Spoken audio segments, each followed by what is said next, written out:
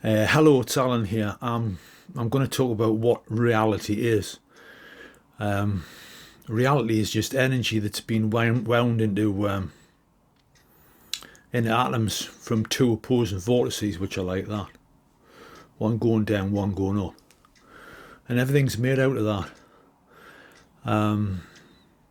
They found this during the Montauk project in Long Island in New York.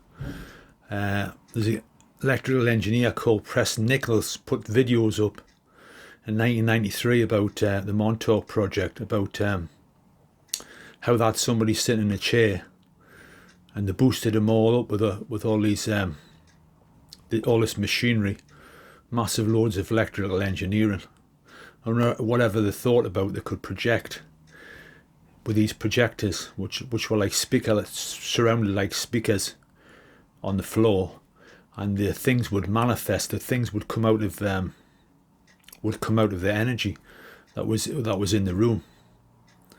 One of them was they had somebody, and he was thinking about a bottle of beer, and the bottle of beer would appear.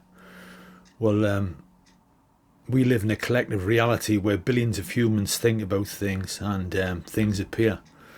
This seems very hard to get your head around compared to what we were taught at school, but what we were taught at school is a whole load of crap, basically.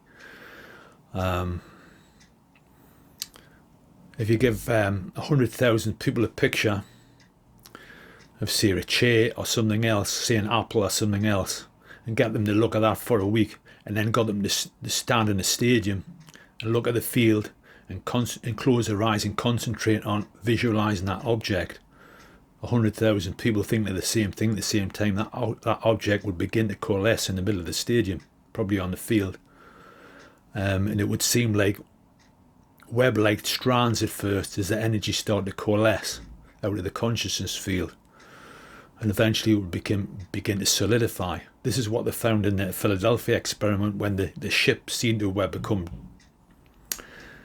the USS Eldridge seemed to become jelly-like, because it was losing its solidity. Solidity is only based on opposing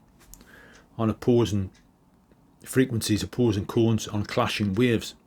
Solidity doesn't actually exist. It's just waves of vibration.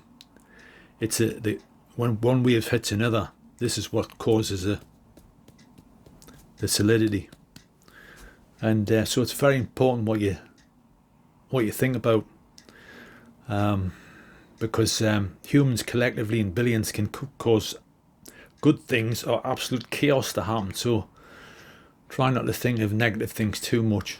I try to look at the news for no more than about quarter of an hour a day, because it can really bring you down and actually lowers your energy.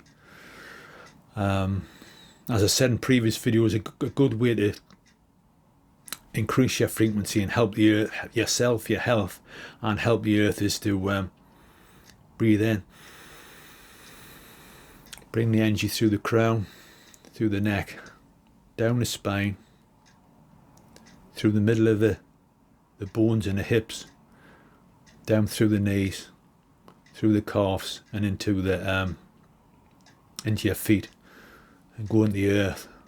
And you can do this after you've cleaned your teeth, in the morning,